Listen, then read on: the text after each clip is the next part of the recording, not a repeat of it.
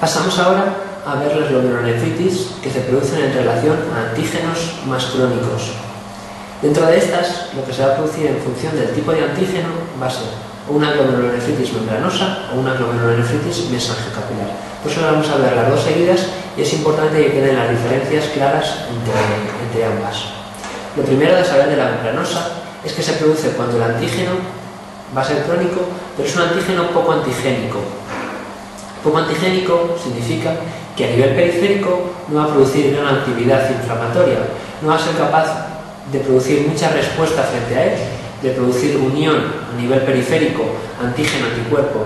Por lo tanto, en plasma nunca encontraremos inmunocomplejos ni encontraremos activación del complemento a nivel periférico.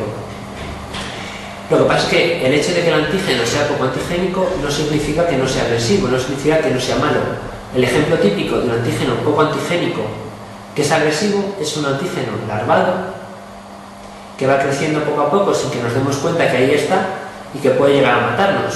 Lo que viene siendo, por ejemplo, un tumor sólido. Es muy frecuente asociado a tumores sólidos, sobre todo en personas de edad avanzada. Otras asociaciones que debemos recordar, porque las preguntan mucho en las preguntas del MIR, es la hepatitis B, es algunas enfermedades autoinmunes, como la tiroiditis de Hashimoto, y también la tenemos que recordar asociada a infecciones por parásitos, en concreto el paludismo y el quiste hidratídico, pero cualquier parásito que nos digan, excepto que lo recordemos como más asociado a otra, en principio tenemos que pensar en una membranosa. Además tenemos el grupo de los aptenos, es decir, sobre todo fármacos, que lo que van a hacer es que cuando pasan a través de la membrana basal modifican alguno de las estructuras de la membrana basal, haciéndola extraña, que la notemos como extraña y produzcamos anticuerpos frente a ella. Los más frecuentes son las sales de oro y la penicilamina, recordad, asociadas a la artritis reumatoide, y también el captopril.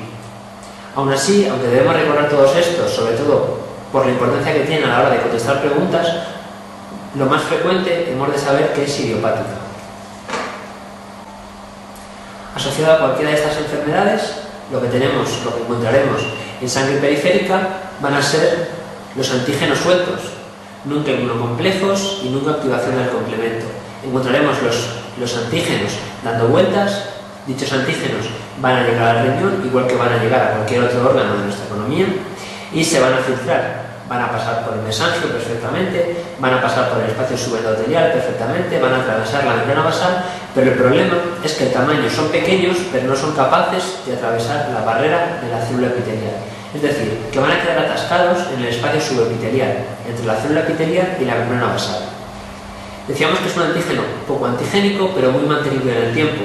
Es decir, que de forma mantenida, un día, otro día, irán poco a poco llegando antígenos a ese espacio subepitelial y va a actuar como un condensador. Van a quedar ahí todos retenidos y vamos a tener ahí todos los antígenos acumulados. Cuando algún día llegue un anticuerpo, que aunque haya pocos a nivel sistémico, vamos a tener anticuerpos frente a estos antígenos, va a llegar un anticuerpo y en ese espacio subepitelial es donde se va a encontrar con su antígeno y es donde se va a producir el inmunocomplejo. Esta es la primera diferencia importante de la membranosa con respecto al resto de las glomerulonefritis, que en el resto decíamos que lo más normal son inmunocomplejos circulantes. En este caso no encontramos inmunocomplejos circulantes, pero es que no hay inmunocomplejos circulantes. Lo que están formándose son inmunocomplejos in situ, en ese espacio subepitelial, justo entre la membrana basal y la célula epitelial. Ahí es donde se van a formar los inmunocomplejos. El problema es que, si recordáis, decíamos que la célula epitelial formó su membrana basal para aislarse del resto. No le gustaba estar inmersa en el resto de células del mesénquima y lo que hizo fue formar la membrana basal para delimitar su espacio y separarse del resto. De repente se va a encontrar inmunocomplejos que están invadiendo su territorio y como respuesta a estos inmunocomplejos lo que va a hacer es formar más membrana basal. Van a ir poco a poco dejando caer membrana basal. Una primera fase. Es importante que además en este caso la evolución se establece en fases. La fase 1 de una membranosa sería simplemente el depósito con los inmunocomplejos locales. La fase 2 es cuando ya la célula epitelial va dejando caer membrana basal y lo que vemos es entre los inmunocomplejos, se llaman spikes, que es como unas espigas, es como inicio de mayor proliferación, o sea, de mayor aumento de la membrana basal. La fase 3 hay mayor acúmulo de membrana basal y ya tiene forma de T. Y la fase 4, que sería la última fase, es cuando ya los inmunocomplejos están totalmente incluidos en el interior de la membrana basal y la membrana basal los tapiza por completo. Lo más importante de estas 4 fases es que la fase 1 y la fase 2 son reversibles, mientras que la fase 3 y 4 son irreversibles. Es frecuente muchas veces, como decíamos que la causa más frecuente es idiopática, es que se produzca una membranosa, que no veamos nada asociada, que no sepamos a qué es secundaria, que empieza y cuando está en fase 1 o en fase 2 desaparece el estímulo que la producía y directamente remite. Más o menos remite como un 30%. O también puede pasar que tengamos un cáncer de pulmón, una de las causas muy frecuentemente asociadas, curamos el cáncer de pulmón, conseguimos erradicarlo cuando la enfermedad renal está todavía en estadio 2 y en ese caso la afectación renal podría desaparecer.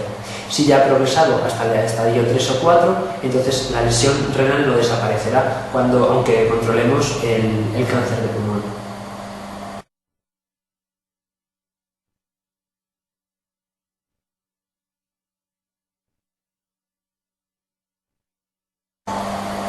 En la biopsia lo que encontraremos, en función de lo que hemos dicho antes, va a ser un aumento de la membrana basal. Lo podemos ver muchas veces como engrosamiento de la pared capilar con la hematoxilina y eosina.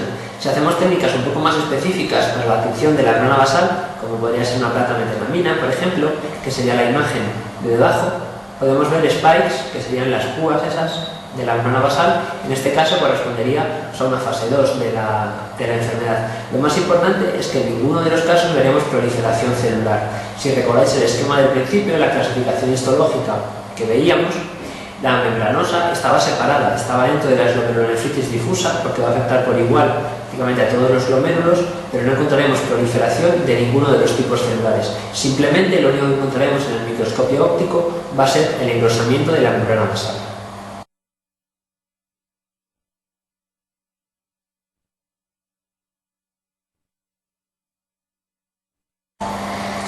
Si vemos la imagen, si vemos el corte con el microscopio electrónico, lo que vemos son los depósitos electrodensos y como poco a poco la membrana basal acaba por englobar los depósitos que corresponderían a los inmunocomplejos formados in situ.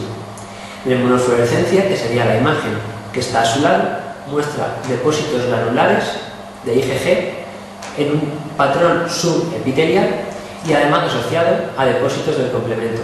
Pasa lo mismo que pasaba con la IgA, que aunque no tenemos activación del complemento periférico, siempre que tenemos depósitos de inmunoglobulinas en el glomérulo, tenemos activación local del complemento y siempre vamos a encontrar depósitos de C3, aunque no tengamos hipocomplementemia periférica.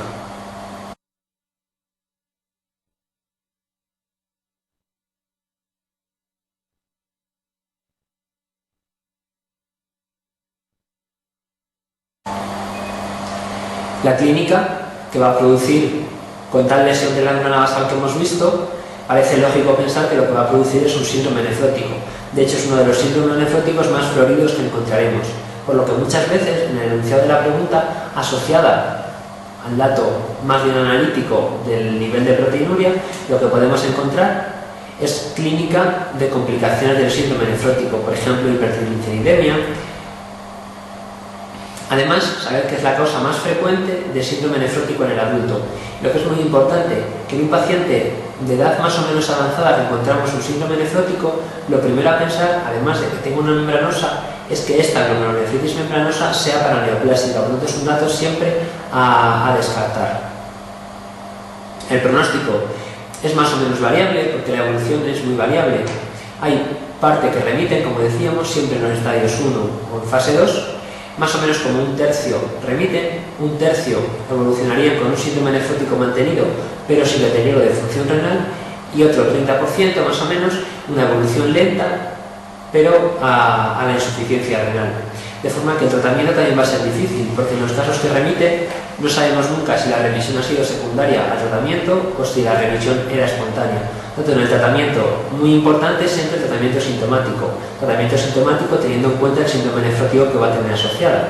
Reposo relativo, fármacos antiproteinúricos, que luego hablaremos un poquito más de ellos, como van a ser los IECAS, dieta sin sal, porque uno de los problemas del síndrome nefrótico era el edema por la retención de sal. Una dieta sin sal evitará el edema del síndrome nefrótico. Podemos dar estatinas en los casos de mucho aumento del colesterol y en algunos casos, sobre todo en los casos de mal pronóstico, que tengan que estar encamados, podemos asociar heparinas de bajo peso molecular. Y en las formas más agresivas, en las que tendrán más evolución a insuficiencia renal o los casos de síndromes nefróticos de mala evolución, podemos asociar corticoides e inmunosupresores.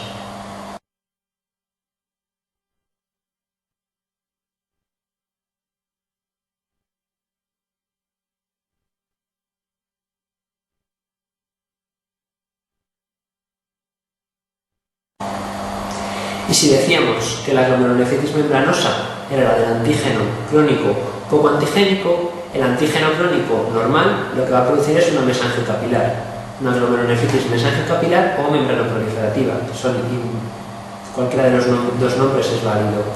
En este caso, como decíamos, tenemos un antígeno normal, pero muy crónico, muy mantenido en el tiempo. Por poner un poco en recorrelación de los antígenos de la glomerulonefritis membranosa, tenemos, a diferencia de los antígenos sólidos, de los tumores sólidos que teníamos en la membranosa, aquí tenemos los tumores líquidos. Tumores líquidos, los tumores hematológicos, por ejemplo el mieloma, las leucemias, los linfomas no Hodgkin. En el caso de la membranosa estaba asociada principalmente al virus B de la hepatitis, en este caso lo tenemos sobre todo el virus C. También tenemos algunas enfermedades autoinmunes, como el lupus o la crioglobulinemia, y el gran grupo de las infecciones lentas. Cualquier infección que se mantenga de forma crónica en el tiempo, por ejemplo una endocarditis crónica, una nefritis del SUG, abscesos viscerales o cualquier otra infección que nos digan que se mantiene de forma crónica en el tiempo, lo que nos tenemos que imaginar es una glomerulonefritis membranoproliferativa. En este caso, el antígeno normal sí que formará inmunocomplejos a nivel periférico. Va a ser una infección agresiva con formación de inmunocomplejos, que encontraremos inmunocomplejos por tanto de la analítica, y encontraremos disminución de C3 y de C4. Encontraremos activación del complemento por la vía clásica. Los inmunocomplejos que va a formar, si recordamos el principio, va a ser una infección más o menos crónica mantenida, van a ser inmunocomplejos grandes y medianos. Por lo tanto, van a ser inmunocomplejos que se van a depositar en el mesangio y van a ser inmunocomplejos que se van a depositar en su endotelio. Y otra característica muy determinante para la clínica de la mesangiocapilar es que es una infección muy mantenida, es un antígeno muy crónico, es un antígeno que va a estar llegando un día, otro día, de forma que veremos mucho depósito de inmunocomplejos en el mesangio. Mucho depósito de inmunocomplejos en el mesangio lo que indica va a ser mucha proliferación mesangial, y mucha proliferación con mucho aumento de síntesis de matriz mesangial. De forma que la proliferación mesangial inducirá mucho aumento de la síntesis de matriz, hasta que llega un momento que la matriz mesangial no va a caber en el área mesangial. Si recordáis el ejemplo que poníamos al principio, cuando el globo y el puño, la matriz mesangial era el espacio que quedaba entre los dedos. Imaginaros que poco a poco voy aumentando la cantidad de material que pongo entre los dedos. Es como si pongo un tubo de pasta de dientes en el interior de mis dedos y poco a poco voy aumentando la cantidad de pasta de dientes que va saliendo.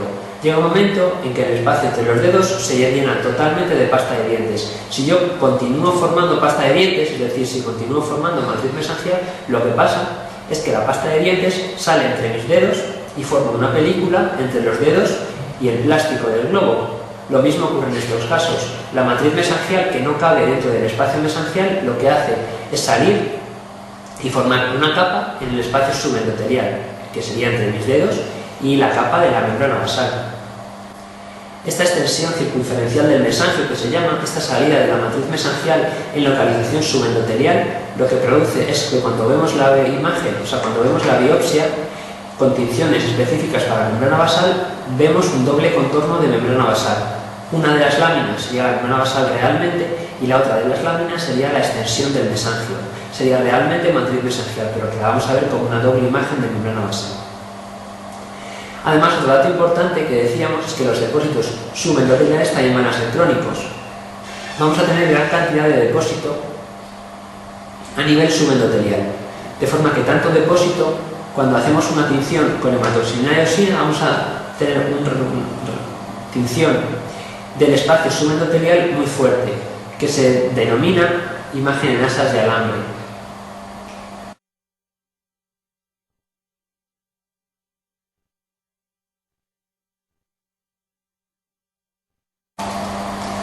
Si vemos una biopsia como la de la imagen, lo que vamos a tener es lo que estábamos diciendo, lo que podíamos deducir de los inmunocomplejos que llegaban. Encontraremos la proliferación mesangial, más de 3 núcleos por área.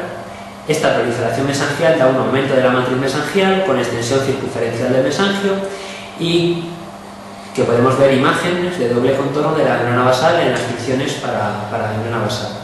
La inmunofluorescencia, que directamente nos pondrán de manifiesto los depósitos que ya sabíamos que vamos a tener. Depósitos granulares de IgG y de C3 principalmente a nivel subendotelial. Estos depósitos subendoteliales serían los que después con el microscopio óptico podemos ver como masas de alambre y además en el mesangio.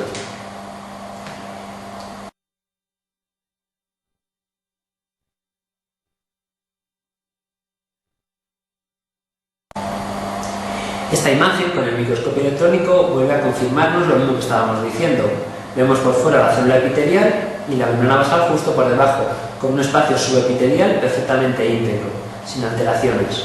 Debajo, en el fondo, encontraríamos el capilar, y entre el capilar y la membrana basal lo que encontramos más pegado al capilar sería una falsa membrana basal, que sería la extensión circunferencial del mesangio, y entre esta y la membrana basal los depósitos subendoteliales de inmunoglobulinas que estaban llenando los inmunocomplejos que estaban llegando.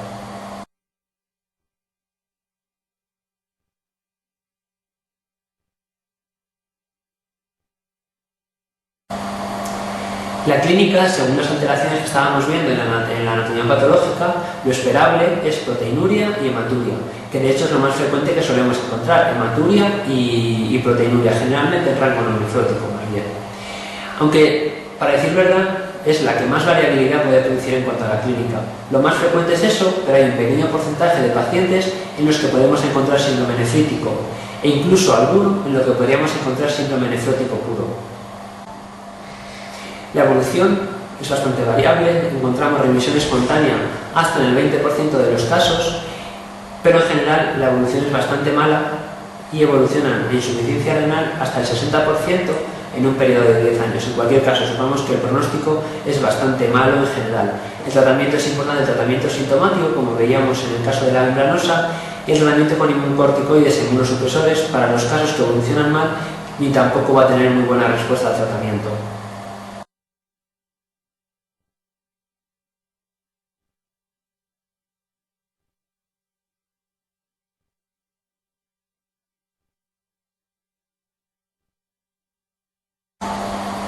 Hacemos la pregunta 42. Una enferma con artritis reumatoide de 20 años de evolución que nunca ha recibido sales de oro desarrolla proteinuria y síndrome nefrótico. Su diagnóstico de sospecha sería un síndrome nefrótico idiopático, una glomerulonefritis membrano-proliferativa, una vasculitis, una amiloidosis o una nefropatía diabética por esteroides. Si leemos despacio el enunciado, vemos que nos están diciendo mujer con artritis reumatoide de muy larga evolución, en concreto 20 años, y que nunca ha recibido sales de oro. Viene por un síndrome nefrótico.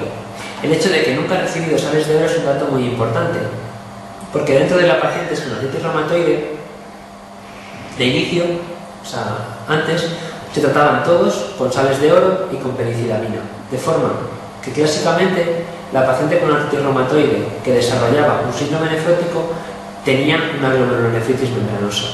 El problema vino después, cuando se dejaron de usar las sales de oro y se dejó de usar la penicilamina. Y se vio que dejaron de aparecer síndrome nefrótico, aparecían menos, y que cuando aparecía un síndrome nefrótico y se biopsiaba, lo que tenía era una amiloidosis, no era una membranosa. En concreto, la amiloidosis sería la respuesta correcta de esta pregunta. De forma clara, lo que está establecido es que tenemos dos respuestas posibles para esta pregunta. La mujer con artritis reumatoide que está en tratamiento con sales de oro o con penicilamina y tiene un síndrome nefrótico, lo que va a tener es una glomerulonefritis membranosa. Mientras que la mujer con artritis reumatoide que nunca ha recibido sales de oro suele ser una enfermedad de mucha más larga evolución y cuando desarrolla el síndrome nefrótico, lo que esperamos encontrar en la biopsia va a ser una amiloidosis, como sería este caso.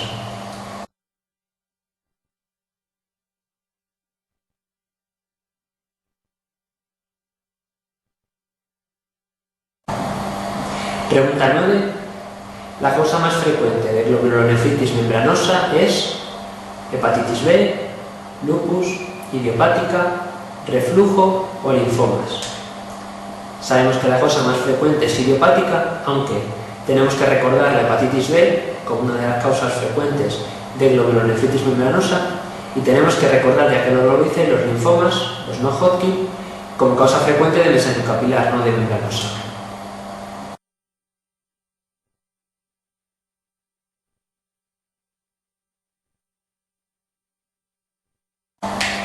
Pregunta 13.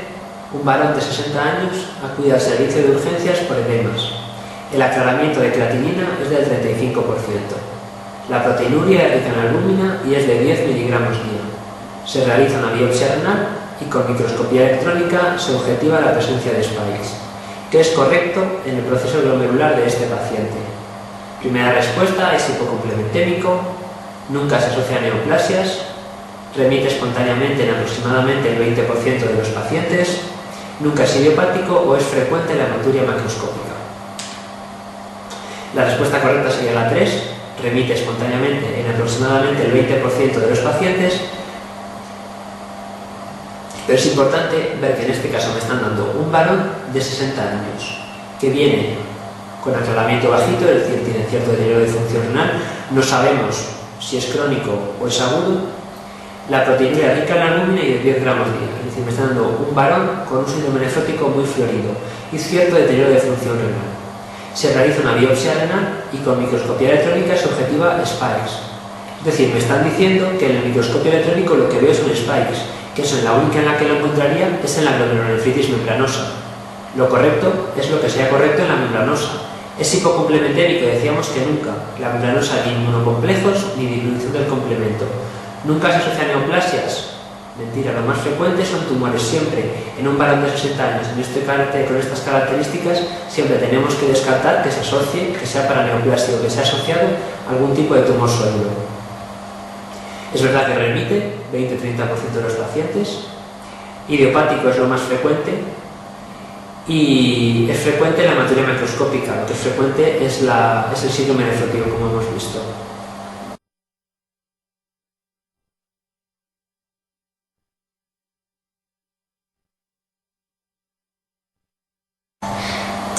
En un paciente con carcinoma de pulmón y síndrome nefrótico, ¿qué cuadro glomerular considera usted más probable? Glomerulonefritis endocapilar, síndrome nefrótico idiopático, una membranosa, nefropatía lúpica, una glomerulonefritis de la endocarditis infecciosa. La respuesta correcta es la 3, una membranosa. Siempre decíamos cáncer de pulmón y síndrome nefrótico, pensamos en una membranosa. Lo importante de todas estas asociaciones para el MIR es que no cualquier paciente puede tener cualquier cosa. Hace falta siempre unas características especiales. Lo que decimos, cuando en el enunciado nos dicen un cáncer de pulmón es porque va a estar asociado. Por eso muchas veces es muy importante saber a qué se asocia para saber el diagnóstico final.